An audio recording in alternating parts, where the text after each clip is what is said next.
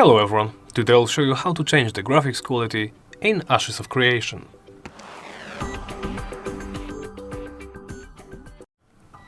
Let's begin by opening the game menu. Do so by pressing this button right here, pressing the escape button or the corresponding button on your keyboard. From there, navigate to Game Options. Here, make sure you're in the System tab and navigate to Graphics. Here, under Quality and Performance, you can set your graphics quality from low, medium, high and ultra. Of course, you can change it. If you change this, the game will lag a bit when the changes is made.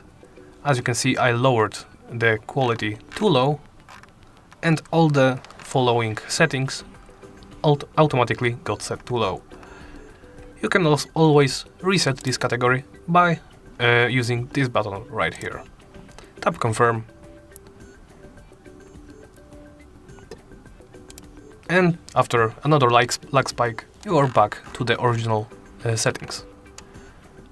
After all that, you can close the window and you are ready to play. Thank you for watching and please remember to like, comment and subscribe.